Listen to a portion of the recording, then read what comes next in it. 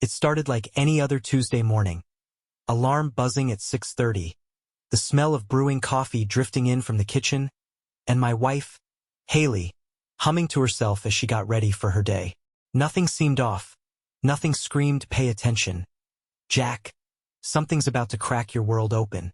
I brushed my teeth, pulled on my work clothes, and kissed Haley on the cheek before she headed off to her yoga class.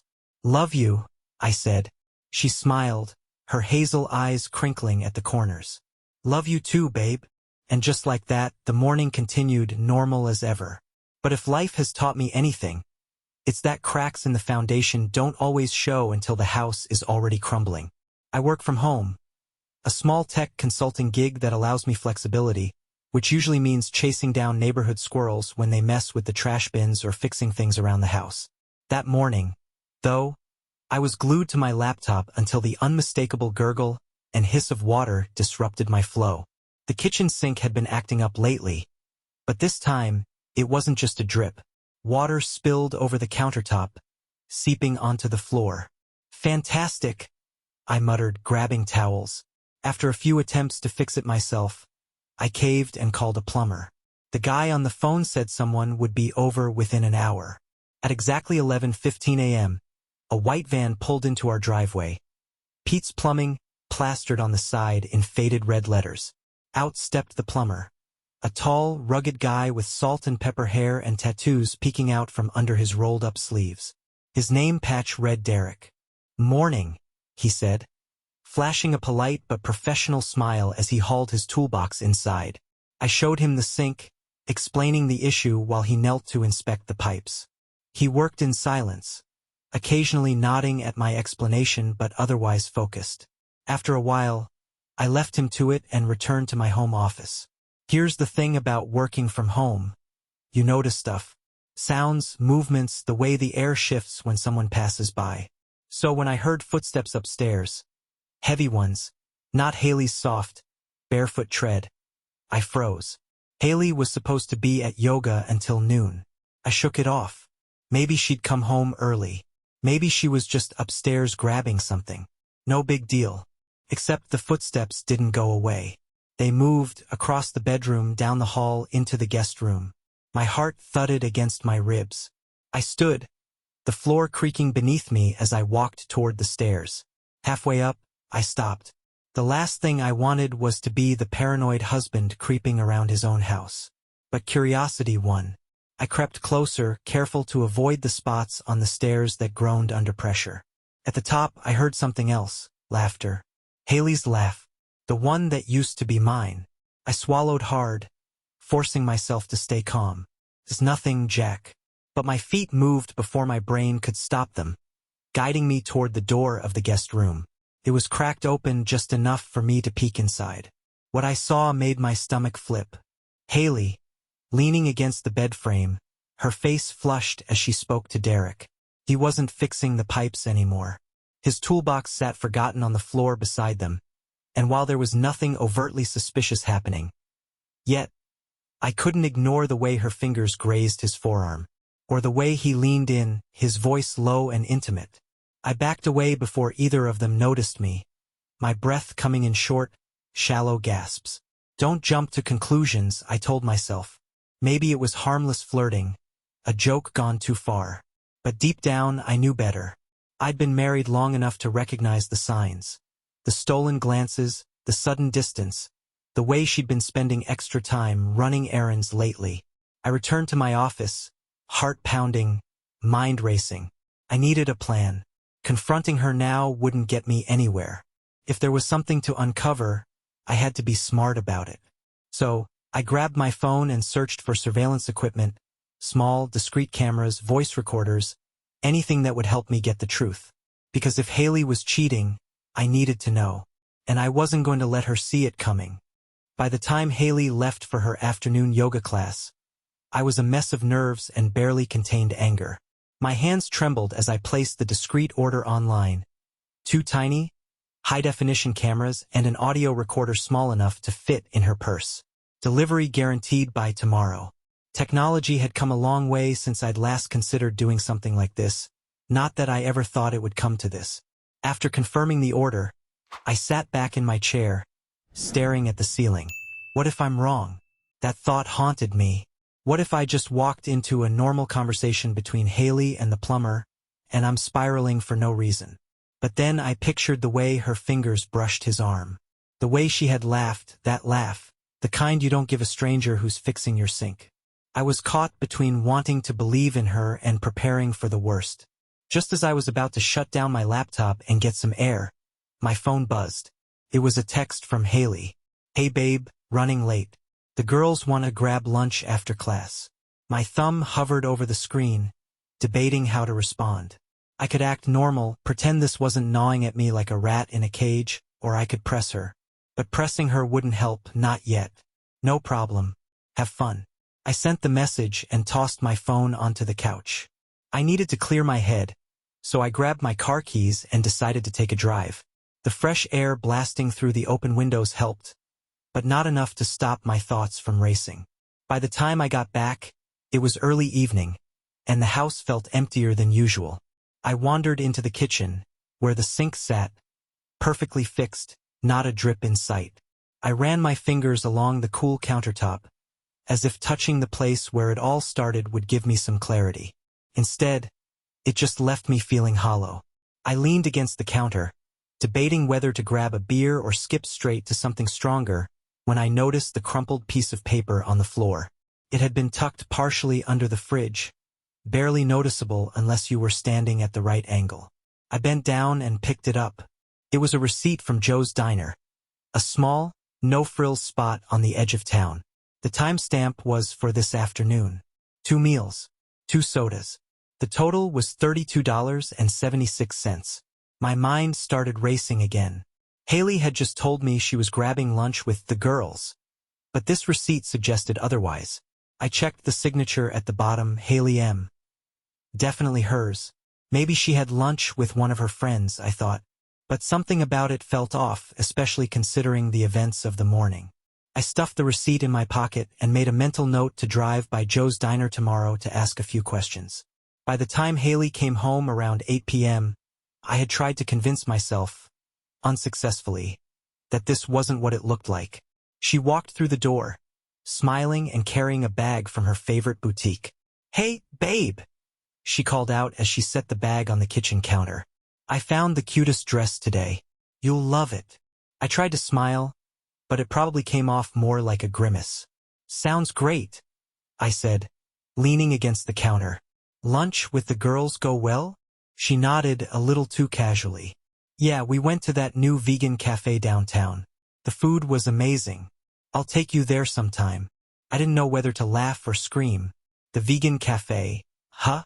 I could have pulled the receipt from my pocket right then and there, but something held me back. I wanted more than a receipt. I needed proof that couldn't be explained away. So I played along. "Sounds good," I said, kissing her cheek. Her perfume smelled different, new, floral, not the usual vanilla scent she wore every day. Another change, another crack. We spent the rest of the evening on opposite ends of the couch, watching some show on Netflix that I barely paid attention to. Every laugh, every casual touch, felt like a dagger in my side. I wondered if she was thinking about him, about Derek, or whoever she had lunch with today. By the time we went to bed, I was wide awake. Haley fell asleep almost instantly, her soft breathing filling the room as I lay there, staring at the ceiling.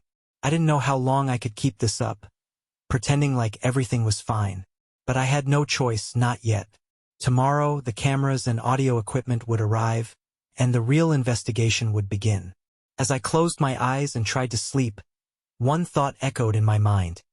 If I'm wrong, I'll have to live with the guilt. But if I'm right, she'll have to live with the fallout. By the time morning rolled around, I felt like I'd aged 10 years overnight. My head throbbed, my body ached, and the coffee wasn't doing much to help. Haley was already up, humming in the kitchen as she made breakfast. She kissed me on the cheek when I walked in, like everything was perfectly normal. "Morning, sleepyhead," she said, flipping a pancake. "You okay? You look exhausted." "Didn't sleep well," I muttered, taking a sip of coffee. "You should have woken me up," she said, concern flickering in her eyes. I could have rubbed your back or something. That used to be enough to calm me, to remind me of how much I loved her. But this morning, her kindness felt hollow, like a performance. I'm fine, I lied, giving her a weak smile. Got a lot on my mind. Well, try to relax today, she said, sliding a plate of pancakes in front of me. I've got errands to run, but I'll be back around 3. Maybe we can go for a walk later. I nodded, forcing down the food despite my lack of appetite. As soon as she left, I sprang into action. The delivery guy arrived right on time, dropping off the small, nondescript box containing the surveillance equipment I'd ordered. I ripped it open and spread everything out on the dining table, my hands shaking with a mix of anxiety and adrenaline. First, the cameras. They were smaller than I expected, easy to hide. Exactly what I needed. I placed one in the bedroom, discreetly hidden between the decorative pillows on our nightstand. The second camera went in the living room, nestled in the corner where it had a clear view of the couch and front door. Next came the audio recorder. This one took some thought.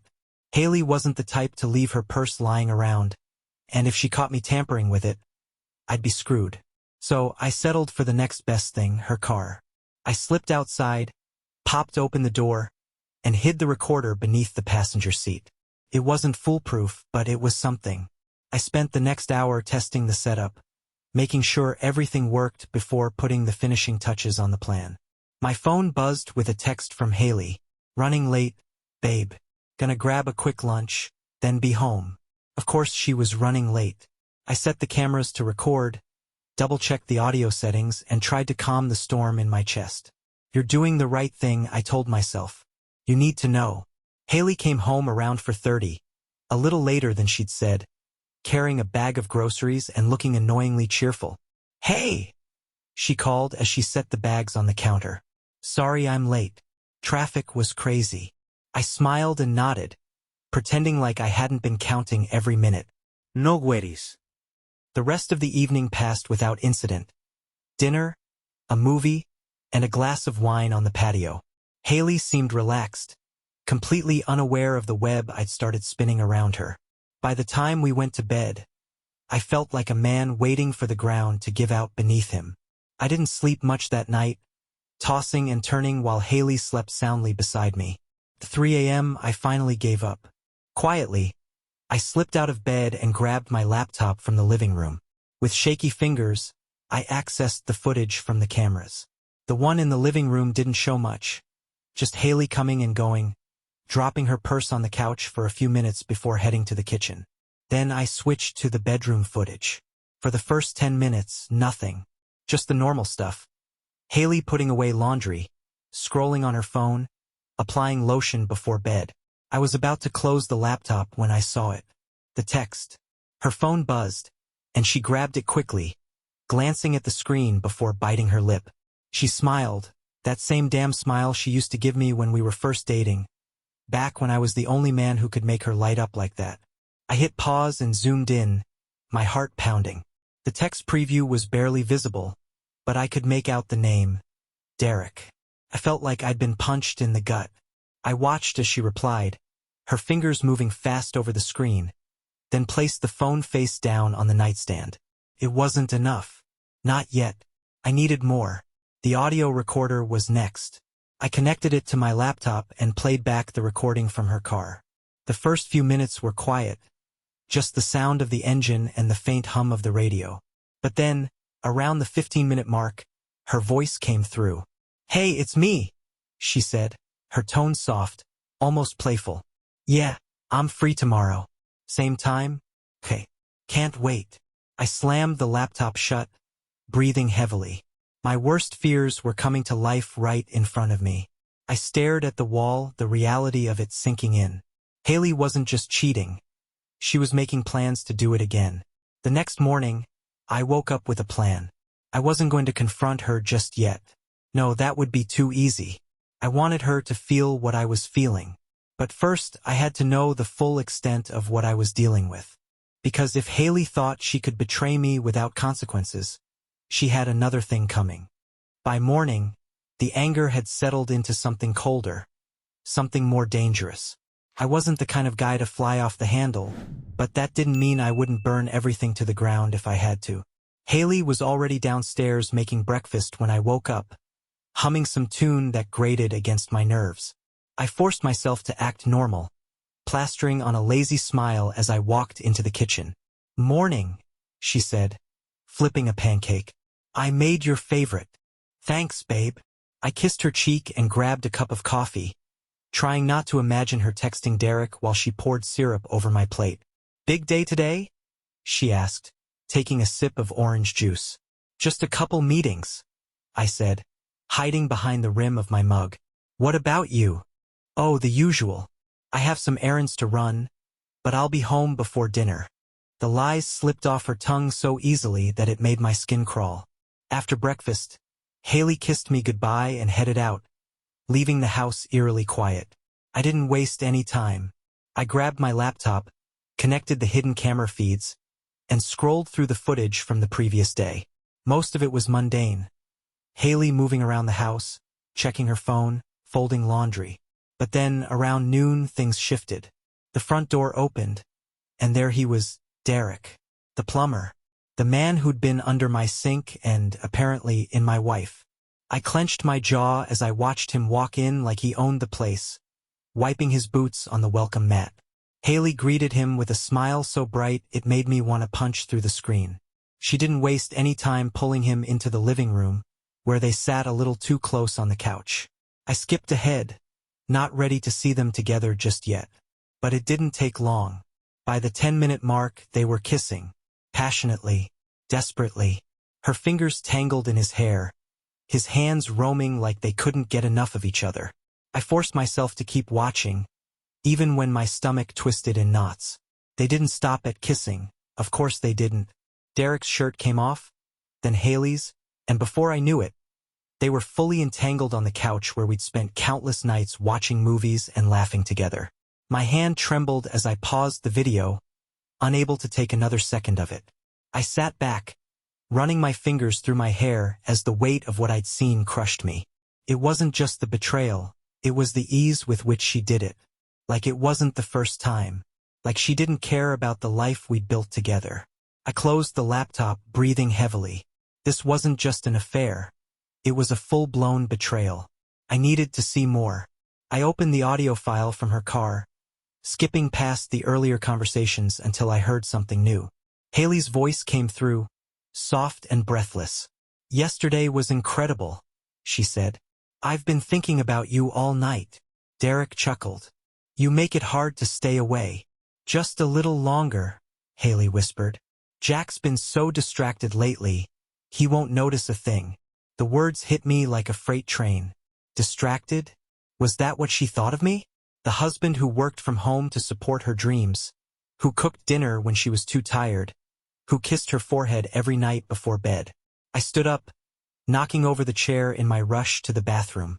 My breakfast threatened to come back up, but I swallowed hard and gripped the sink, staring at my reflection in the mirror. "You're not breaking down now," I whispered to myself. "Not yet." After a few deep breaths, I wiped my face with a towel and returned to the kitchen. My phone buzzed with a text from Haley. "Just finished errands. See you soon, babe." I gritted my teeth, resisting the urge to reply with something snarky. Instead, I tucked the phone away and focused on the next step. I wasn't just going to sit here and stew. I needed leverage. I needed proof that would destroy her world the way she was destroying mine. That's when the idea hit me. I knew Derek worked for a local plumbing company, so I pulled up their website and found his contact information. I debated whether to call him directly or keep things quiet. But no, not yet. I had a better plan. Instead of confronting Derek, I sent an anonymous message to his company's main office. "Your employee Derek has been conducting personal business during work hours. Thought you should know." It wasn't much, but it was enough to get the ball rolling. I wanted Derek off balance, unsure of who was watching him. Next, I called a lawyer. Felt premature, but I couldn't take any chances. If this escalated the way I thought it would, I needed someone who could protect me from Haley's lies. The woman on the other end of the line, Jessica Barnes, family law specialist, listened patiently as I explained the situation. "You've already done the right thing by gathering evidence," she said. "But don't confront her just yet. If she gets wind of what you know, she could turn this around on you. Stay calm, stay collected, and let me handle the legal side." I thanked her, hung up, and sat in the quiet kitchen, the weight of everything pressing down on me. By the time Haley came home, I was composed, or at least as composed as a man in my position could be. "How were your errands?" I asked, watching her closely. She smiled, setting down her purse. "Good. I found a couple things for the house. Want to see?" I nodded, playing along. But inside, my mind was spinning. The pieces were falling into place, and soon enough, Haley wouldn't know what hit her. I woke up the next morning with a sense of calm that was almost eerie, like the silence before a tornado rips through town. I had spent most of the night reviewing the footage again. Every kiss, every moan, every whispered promise Haley made to Derek while I was working my ass off to provide for her. It hurt, sure, but now the pain had been replaced by something colder. Clarity. I wasn't lost anymore. I knew exactly what I had to do. I sat at the kitchen table with my laptop, finishing the email draft I had started late last night. Attached were photos, timestamps, and clips from the video footage. I didn't need to send everything, just enough to make my point crystal clear. I wasn't planning on playing nice anymore. The email subject line read, "To whom it may concern, your employee Derek has a side business." I stared at the send button for a second, my finger hovering over the trackpad. Then, without hesitation, I clicked it. It was out of my hands now. Derek's boss would get it, and if the universe was on my side, the fallout would hit him fast and hard. But Derek wasn't the only one I had plans for. I scrolled through my contacts and called Jessica, my lawyer. "Jessica Barnes," she answered, sounding sharp and professional as always. "Hey, it's Jack Meyer," I said. "I think it's time to file for divorce." There was a brief pause before she responded, her tone softening just a bit. "Are you sure, Jack? You've done a lot of groundwork, but once we take this step, there's no going back." I glanced toward the living room, where Haley's favorite throw blanket lay folded neatly on the couch. I thought about how many nights we had spent wrapped in it, watching movies, laughing, sharing things I thought were real. But they weren't real anymore. "I'm sure," I said firmly. "I want everything ready. I don't want her seeing it coming." Jessica didn't press me further. "Understood. I'll have the papers ready by the end of the week. Do you have a preference on how you want to serve them?" I hadn't thought about that. Part of me wanted to confront Haley face to face, watch the betrayal register in her eyes. But another part of me wanted to make it more public, make sure everyone knew what she had done. "I'll think about it," I said, "but make sure they're ironclad. I don't want her coming after me for alimony." "I've got you covered," Jessica assured me. After hanging up, I took a deep breath and checked the time. Haley had left for another yoga session an hour ago, which probably meant she was meeting Derek. But I didn't care, not today. Let her have her little rendezvous. I had bigger plans. I spent the rest of the morning gathering everything I could: bank statements, our shared digital calendar, texts she had sent me over the past few months. I wanted to know just how deep this betrayal ran. And that's when I found something that made my blood run cold. In the folder marked shared expenses, there was a receipt for a hotel room from last month, the Plumber Hotel.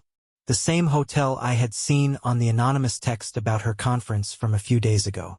She hadn't just been meeting Derek at our house. They had taken their affair on the road. The receipt was in Haley's name, but it listed 2 guests. I checked the dates. It was the same weekend I had been out of town for a tech conference. She hadn't wasted any time, had she? I slammed the laptop shut, breathing heavily.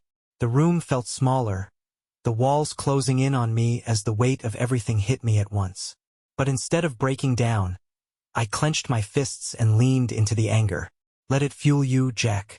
I wasn't going to sit here and let her humiliate me any longer."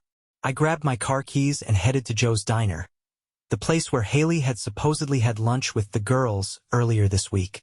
If they remembered her, maybe I could get another piece of the puzzle. The diner was mostly empty when I arrived, the smell of greasy bacon and coffee hanging in the air. I approached the counter, where a woman in her mid-50s wiped down the surface with practiced ease. "Excuse me," I said, sliding the receipt from Haley's lunch across the counter. "I was wondering if you remember this order. It's from earlier this week." She glanced at the receipt, then back at me. "Yeah, I remember. That couple sat in the corner booth by the window." "Couple?" I repeated, my throat tightening. "Yeah, a woman and a guy. He had tattoos on his arms, kind of rugged looking. I think he ordered the cheeseburger special." "Derek." I forced a smile. "Thanks for your help." I left the diner and sat in my car, gripping the steering wheel until my knuckles turned white. She didn't even care about hiding it anymore. Lunch dates, hotel rooms, sneaking around our house like I wouldn't notice. But she was about to notice me. When I got back home, I made a few phone calls. First to my old college buddy, Brian, who ran a private security firm. He owed me a favor, and I knew exactly how to cash it in. "I need you to be ready," I said. "Something big is going down, and I'll need backup if it gets messy." "Messy how?" Brian asked, sounding intrigued. "Just be on standby," I said. The second call was to the moving company. I scheduled them to come in 2 days to start packing up my things. By the time Haley came home that evening, I had set the trap perfectly. She kissed me on the cheek, completely unaware that her world was about to implode. "How was your day?" she asked, dropping her purse on the counter. "Good," I said, smiling. "Actually, I have a surprise for you." Her eyes lit up. A surprise? "What kind of surprise?" "You'll see," I said, my voice calm. "Just wait until tomorrow." Because tomorrow, Haley wouldn't just get a surprise. She'd get everything she deserved. The next morning, I woke up before Haley, my mind clear and sharp. The plan was set, and today was the day everything fell apart for her. She just didn't know it yet. I brewed coffee like I always did, the smell wafting through the kitchen as I set 2 mugs on the table. Haley shuffled in, her hair messy, wearing one of my old t-shirts. She looked comfortable, safe, and completely unaware that this was the last morning she'd ever have in this house as my wife. "Morning," she yawned, grabbing her mug. "Morning," I replied, sipping my coffee to hide the smirk threatening to creep across my face. "What's the big surprise?" she asked, leaning against the counter. "You'll find out soon," I said, keeping my tone casual. "But first, you've got your day ahead, right?" "Yeah, just errands," she said with that same fake smile she'd been perfecting over the last few months. "Errands." Sure. I knew exactly what that meant. As soon as she left, I got to work. The moving company would be here in a few hours to pack up my things and transfer them to a storage unit. Jessica, my lawyer, had confirmed the divorce papers were ready and would be served by a process server this afternoon. Everything was lining up perfectly. I sat down at the dining table, pulled out my laptop, and opened the email I had drafted the night before. The subject line was simple: a lesson in loyalty.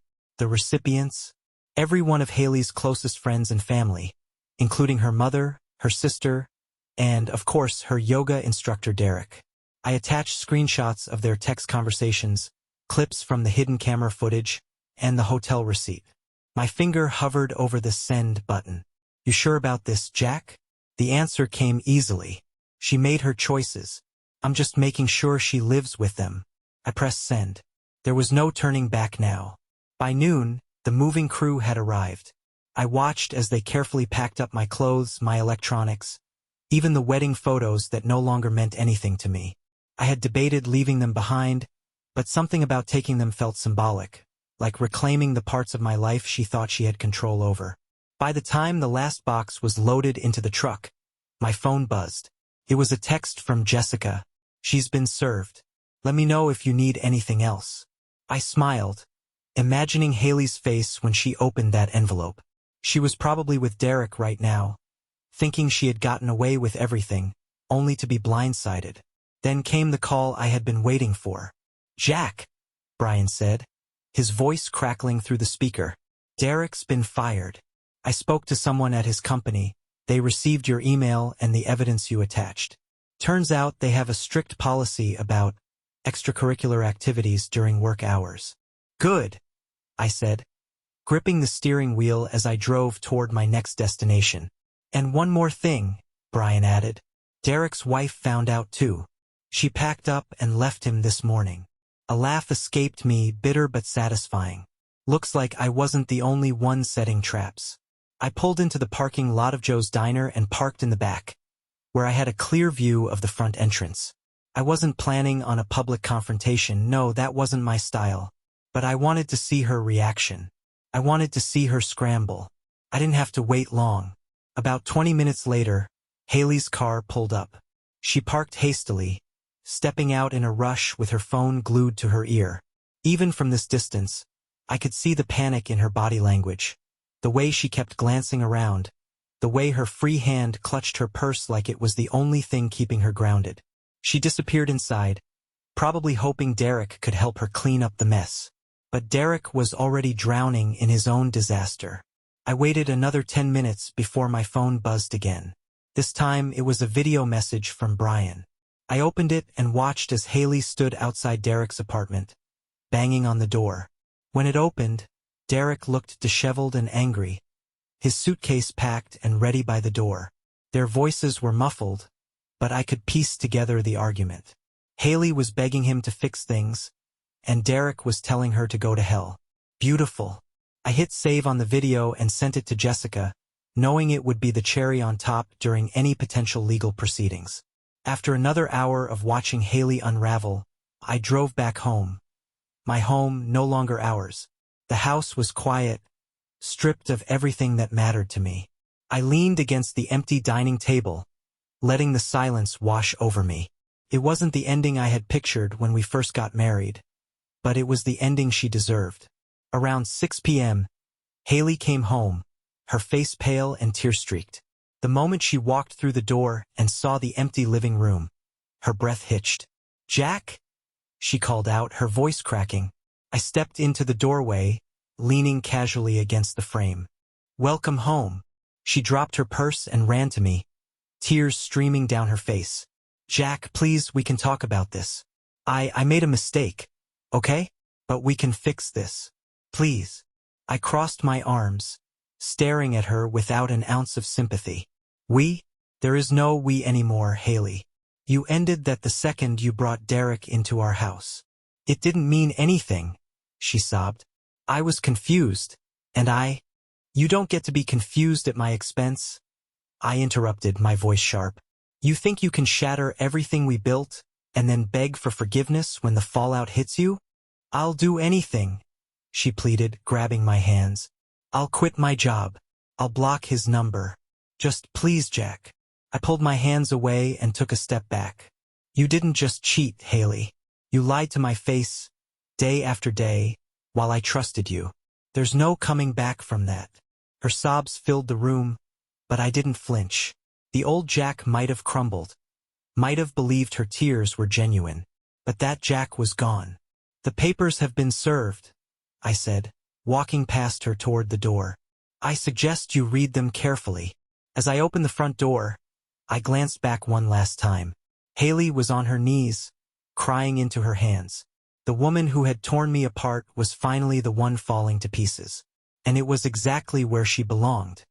I didn't look back as I stepped outside, the cool evening air hitting me like a slap to the face. I walked to my car, exhaling the weight I'd been carrying for weeks. This was it, the final act. I pulled out of the driveway, watching as the house that once felt like home shrank in my rearview mirror. There was no sadness this time, no lingering regret. Just freedom. Pure, raw freedom. I drove aimlessly for a while, letting the radio fill the silence. Some classic rock station was playing a song I vaguely recognized, but I wasn't really listening. My mind replayed the image of Haley on the floor, sobbing, begging me to forgive her. For a brief moment, I wondered if I should have felt something. Pity, maybe, or even satisfaction. But all I felt was relief. She was no longer my problem. After a while, I pulled into the parking lot of a small bar on the outskirts of town. It wasn't fancy, but it had cheap drinks and dim lighting. Exactly what I needed. I ordered a double whiskey, no ice, and took a seat in the corner, far from the few patrons scattered around the room. I sipped the whiskey slowly, savoring the burn as it traveled down my throat. The numbness I had carried for so long was finally lifting, replaced by something new, hope. I didn't know what the future held, but for the first time in a long time, I was ready to find out. My phone buzzed, and I pulled it out of my pocket, half expecting another frantic message from Haley. But it wasn't her. It was Jessica. Papers were received. No response yet. Let me know if you need anything. I stared at the screen, my thumb hovering over the keyboard before typing back. Thanks, Jessica. I think I've got it from here. I set the phone down and leaned back in my chair, closing my eyes for a moment. The sounds of clinking glasses and low conversation drifted around me, grounding me in the present. No more lies, no more pretending, no more Haley. As I opened my eyes, I noticed a woman sitting at the bar, nursing a drink and scrolling through her phone. She looked up briefly, our eyes meeting for just a second before she smiled politely and returned to whatever she was doing. It wasn't much, just a fleeting moment, but it reminded me that life didn't end with Haley. I finished my drink, paid the tab, and stepped back into the night. The air was cool, crisp, and for the first time in weeks, I felt like I could breathe without the weight of betrayal crushing my chest. I stood there for a moment, letting the breeze wash over me. Tomorrow I would start fresh. Tomorrow I wouldn't be the man whose wife betrayed him. I would be the man who survived it. I got back in the car and drove toward the hotel I'd booked for the night. The room wasn't fancy, just a clean bed and a TV. But it was mine and it was temporary, just like the pain had been. As I lay down, staring at the ceiling, I let the final wave of emotions hit me. Anger, betrayal, sadness. They all washed over me, but instead of drowning, I let them pass. Tomorrow they would be gone. Tomorrow I'd be free.